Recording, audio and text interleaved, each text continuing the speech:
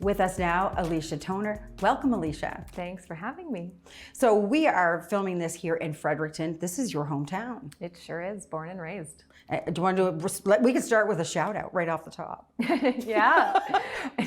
Anybody in particular, a music teacher from back in the day? Oh my your gosh. school? I mean, here's your jam. Mrs. Keating, Mrs. Hunt, all of my violin teachers, Mrs. Roy, my parents are here. My whole family lives in Fredericton, so it's nice to be home. Are you a standalone musical influence in your family, or is it a family thing? It's a family thing. Yeah, I was very influenced by my grandmother growing up, and also my uncle is a great folk musician, and I have my cousin is Ross Nielsen, who's a great blues musician who's from here. So it's all over both sides.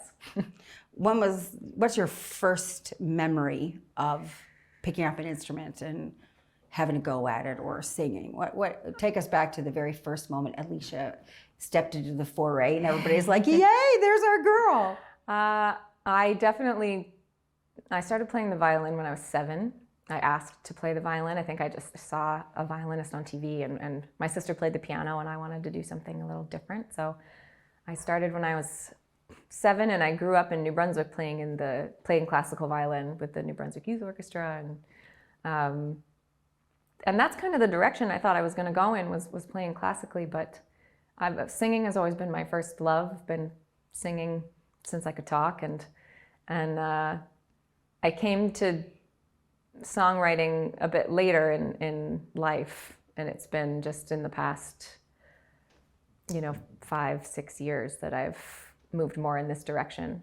But so your music right now is currently sort of described as Americana. Would that be safe to say? I'll call that accurate. Yep. Yeah. So then how do you think that the classical influence and training has actually shaped that style of music, through you? I think there's a lot of, I play violin on the album, but it's more classically influenced than, I would not call it East Coast fiddle. I did used to play in a Celtic band, and I've played fiddle music my whole life, but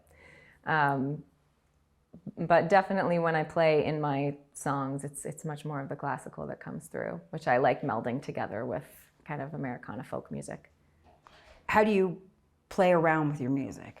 What is that process like when you are sitting there? Like, for example, for those of us who are not musically inclined, it's so fascinating. Where does the inspiration come from? For me, whenever I have a good idea, it's always when I'm in the shower or in the car. I have no place to write anything down. Well, that happens to me all the time. Like it comes in the wildest places when I don't have a chance to be distracted, really. Like, I've written some songs pushing my daughter in a stroller because there's nothing else, going for walks, or in the shower, or it comes at the weirdest time. Then you try to just have something handy. Voice memos usually comes in handy for me a lot. But playing around with it, I mean, I kind of just write, in my mind, I write folk songs, and then I have this awesome team of producers, my friends Stuart Cameron and Peter Fusco, who kind of take it from there and take it to the next level. And we all consult together, but a lot of what you hear is their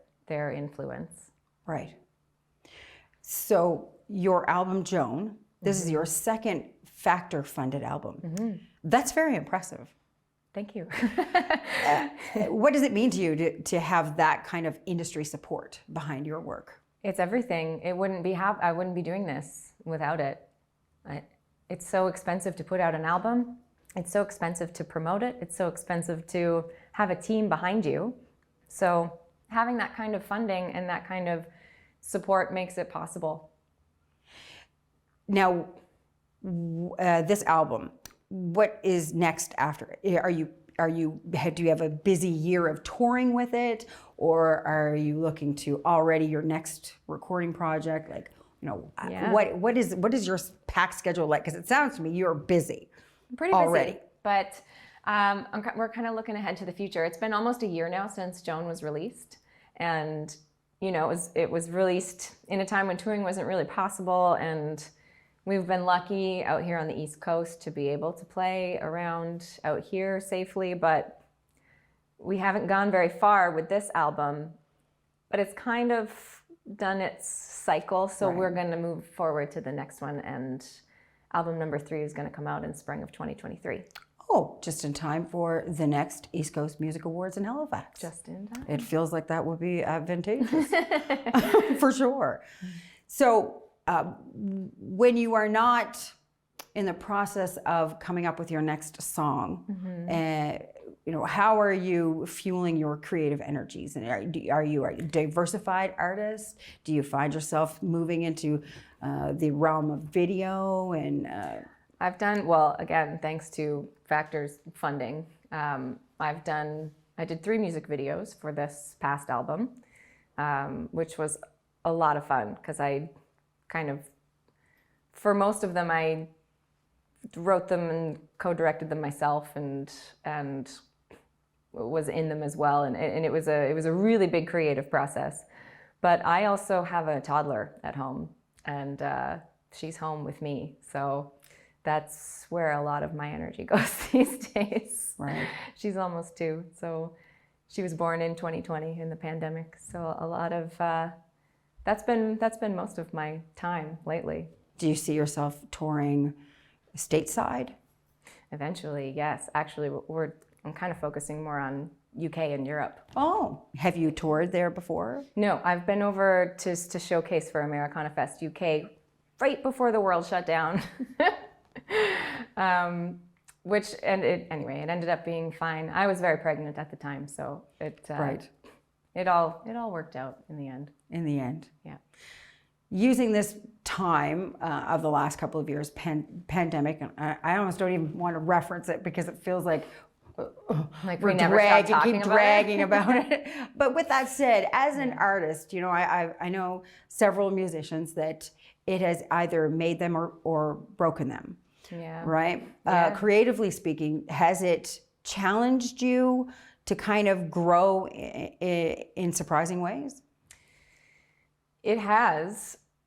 This album was finished remotely because it started being recorded in Toronto, which is where my producers live. And as it became much more clear that we wouldn't be getting back together to finish it, I finished it in my spare room in my house in Charlottetown and sent stuff to Stuart and Peter that way. And it actually taught us that, well, we don't have to be in the same room to make an album together. And it's opened up a lot of doors, which makes it easier financially. It makes it easier time-wise. It's not my favorite way to do things, but it makes it more possible. I'm one of those people that I have a tendency to censor myself extensively when I'm left to my own devices. Oh, interesting. Okay. So when you are in your own space and you are creating your tracks and doing those things that you're then going to be submitting to the rest of the team, do you editorialize what you're doing too much before you send it, or did it actually help you kind of let go of that control? I think I'm a bit the opposite. I think I drop all of those kind of walls that you put up when other people are around, and if it's just me in my space, I tend to experiment a little bit more or just trust myself a little bit more because there's no time crunch at all. I think I work well alone. So it helps you grow then. It helped you grow in a way. Yeah, it definitely does. The song you're going to perform for us, what is it? It's a song called Brave, and it's actually a new song. It's not from the album. It's a song that I was commissioned to write by the East Coast Music Hour for their Story in the Song segment. And they've done it in previous years, and this year 14 artists were asked to write a song, 7 on the word trust and 7 on the word lost, and my word was lost. So this song is from that commission. I'm looking forward to hearing it. Thank you very much, Alicia Toner. Thanks for having me. There's a road up ahead. I have seen it in my dreams, and I've often wondered what lies at the end. It's unpaved rocks in the way, and it's filled with shades of green, but my heart cries out, take it anyway. One step is all takes, want a reason to escape when the devil's wrapped her arms around your legs. In the darkness of my mind, where I go to be unkind, I will be brave.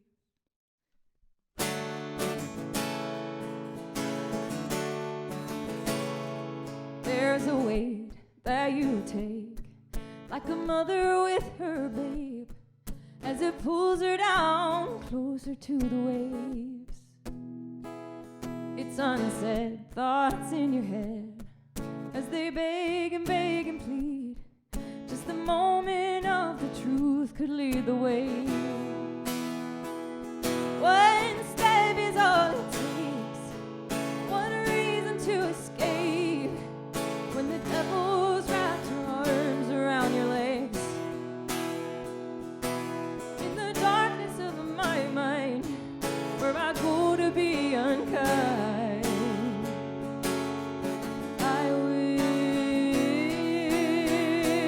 be, and I'll stand up tall in the middle of it all, shout that I'm not okay, and that's okay.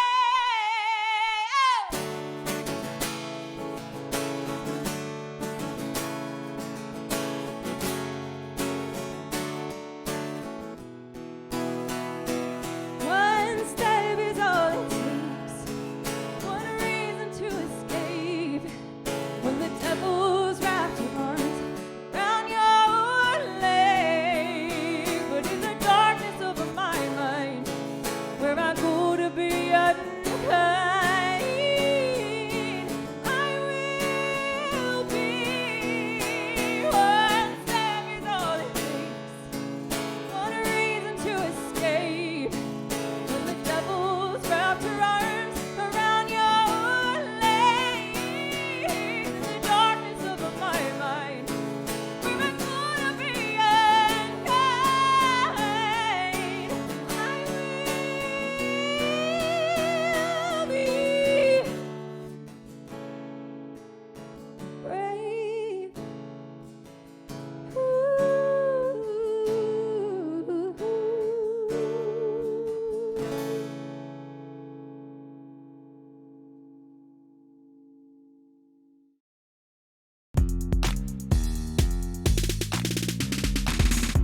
And now we welcome Ife Alaba. How are you? I'm good. How are you? I'm great. So you are a new face to the East Coast music scene, relatively speaking. Yeah.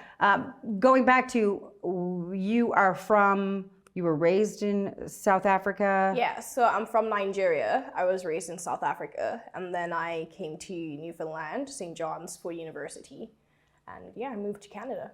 Okay, so what brings you to Newfoundland in what, 2017? Is that Yeah, 2017. So So basically, I was doing a gap year after I finished high school, and I didn't really want to go to university anymore. Well, two things. I wanted to go to the States, but a new president had just come in, and my mom didn't agree with the politics. And then I also was working for a band, so I was like, I've made it. I'm working for this huge band in South Africa, so I don't need to go to university. And so my mom was like, nah, you're Nigerian, so we don't do that here. And she's a lecturer at the University of Cape Town, and her ex-student, went to MUN, Memorial University, and they were like, okay, apply. And my mom just applied for the university without me knowing. I got an email saying, congratulations, you got in. I was like, oh, this is fun. And yeah, that's how I got here. and then you Googled Newfoundland and the climate and what No, and you actually- still decided to. No, I didn't even Google Newfoundland. I think I was like, oh, Canada seems fun. People are super friendly. And then I got to the airport and I was like, where's the rest of the airport? And yeah. Where's the rest of the airport, and where do I find clothing to help me adapt to this wild climate? It was actually quite interesting because, South Africa, it's like we have so many weathers. Like it's windy, it's sunny. One day you come in, it's like windy. So you're never like safe when you come out of your door. And I was really blessed to have someone just like be there to help me navigate getting like a SIM card, getting, you know, my SIN number, getting all those things. So I was really lucky to have all those things sorted out before I even got here. So it wasn't that like huge of a jump. What was your experience with snow? The first time, I think I actually escaped it for like the first 2 years, because any opportunity I have to go back home, I go. So every time I just go to either Nigeria or South Africa. So my really like first deep experience with it was Snowmageddon. And I was like, what in the world is going on? And I was like, if the world is ending, it should just end some other way, not this way. It's a bit ridiculous. It's pretty, but oh my. Yeah. But I was like living on resident at that time as a resident assistant. So it wasn't as bad, apart from trying to keep the emergency exit open at 2 a.m. in the morning. But it was terrible actually. What am I saying? Yeah, it was terrible. But all of that said, you are now a Nigerian, raised in South Africa, resident of St. John. Yeah. And how does that work musically speaking? It works somehow. It just works. It's like you don't have, you know how when you cook you don't have a recipe, but you put things together and it just makes sense all of a sudden. That's how it kind of is for me. I'm really still finding my foot as a musician, but I'm like taking different aspects from where I grew up and my background and Newfoundland together and just putting it in a pot, hoping that it gels. I'm really blessed because NL has so many people that are willing to help. St. John's is just full of people around you who are just willing to do things and help. So I'm really grateful for that as well. Being that your experience, you've performed with orchestras and a variety. So not only culturally are you expansive, but also discipline-wise within the musical community, you seem to be rather bold and fearless. Where does that take you? You know, what do you see in the future as far as opportunities and collaborations and expansion? Yeah, the future is really bright in my opinion for me. I'm really blessed to have so many people around me that are just willing to push me. And I think that's where the boldness people see is because people are behind me, just pushing me forward. Next, hopefully there's a tour sometime in the future, an album. I really want to make sure that I have my stamp and my mark on the East Coast, not only East Coast, but all over the world. Your experience at your first East Coast Music Award experience, 2022, how do you describe it? It's been great. The award show night one was electrifying. The performances were amazing. The hall was huge. I didn't expect because obviously COVID has had everyone in lockdown for so long. I didn't expect how many people were going to be there. So I had a bit of like anxiety with how many people were there, but it's been great to see other musicians, see other people, and yeah. What do you say to the variety of genre? It's quite I love the inclusivity, and I like that everyone has a space to say what they want to say music-wise. Is there anybody locally in the East Coast that is on your horizon? You're setting sights on. I want to work with that person. Yeah, I think I really want to work with Zamani. Her music is really great. Her voice is amazing. So that's one person that I'm really, I've been looking out for. Right. And what do your family and friends back home, what do they think about this sound that you're offering? They love it. They're really, really supportive. I'm really thankful for that. Yeah, my mom is literally, she thinks it's her career. So she's just, she'd be like, yeah, I feel like you should make this. So I'm like, it's not your music, it's my music. She's like, it's my music. So I think a lot of people are kind of living vicariously through me, which is fun, but a lot of pressure at the same time. Right. And so how do you manage that? How do you stay true to you, Ife? I think just making sure that the people around me just know who I am. As long as I'm rooted in the people around me, even when I'm like trying to become something that I'm necessarily not, then they will literally just snap me out of it. So. Right. Now, what role does social media play with regard to your brand? I was trolling through your Instagram, beautiful photos and excellent content.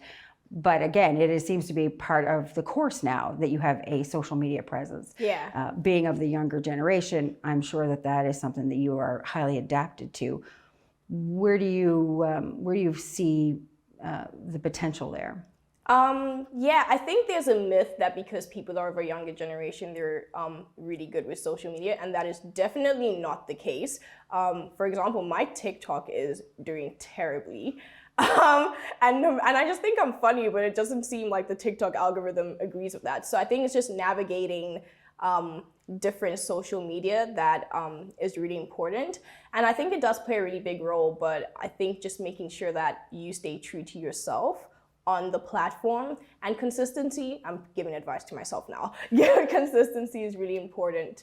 And yeah, if you can make it work for you, that's great. Who do you hope to reach with your music? I feel like the cliche answer is everyone, but honestly, even if it just touches one person that is going through a hard time, because I call my music a journal of my life. So even if it just touches one person that's going through something and that helps, then I feel like I've done my job. So what's more important to you, the message or the music? I think both are rooted in each other. So I don't really think I have a message without my music, and I don't think I have music without my message.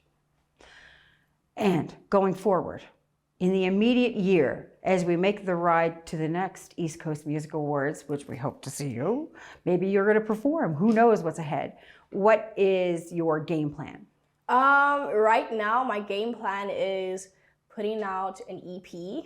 So Kingsway and I are putting out an EP together. So hopefully that comes sometime soon. If you can find somebody that you dovetail with, creatively speaking, Yeah. that is a remarkable thing. It will lend you both the opportunity to grow, and who knows where it's going to take both of you. Absolutely. But it's been a pleasure to talk to you. Thank the you so song much. that you're going to perform for us today, what is it? And tell us about it. The name of the song is Omoge. So Omoge means beautiful child in Yoruba, which is a Nigerian language. It's a love letter I wrote to myself about being enough and making sure that especially Black women and Black girls know that they're good enough.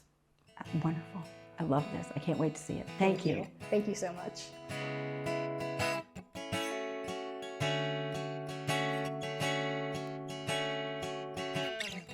Little girl, you're perfect. Little girl, you're worth it. Omoge, don't be shy. Don't dim your light. Baby girl, you're wonder. Strike the haters, you're thunder. Omoge, run your race. The world is yours to take. Your smile shines brighter than the morning sun. Morning sun, morning sun. I promise you your story has just begun. Just begun, just begun. You're enough, you're enough, you're enough. You're enough, you're enough, you're enough. Omo toti gege toshe bebe toti gege yeah. You're enough, you're enough, you're enough. You're enough, you're enough, you're enough. Omo toti gege toshe bebe toti gege yeah. Yeah, omo toti gege toshe bebe toti gege yeah. Yeah, omo toti gege toshe bebe toti gege yeah. Sweet Nubian queen, a goddess in your own right, sun-kissed with the ebony skin. I see the future in your eyes. No, take the melanin gold. Whoa, make sure everyone knows that you're perfect, you're worth it, shining for the world to see.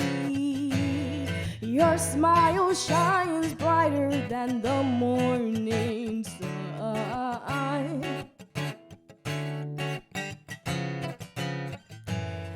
I promise you your story has just begun. Just begun. Just begun. You're enough, you're enough, you're enough. dirty, yeah, touch it, baby, dirty, yeah. You're enough, you're enough, you're enough. You're enough, you're enough, you're enough. From a dirty, yeah, to 1, 2, 3, let's go. Come on, Jackajo, come on, oh Jackajo, oh, I'm a dirty, yeah, touch it, baby, dirty, yeah. Come on, Jackajo, come on, oh Jackajo, oh, I'm a dirty, yeah, touch it, baby, dirty, yeah. You're enough, you're enough, you're enough. You're enough, you're enough, you're enough. I'm not dirty, yeah, touch it, baby, dirty, yeah.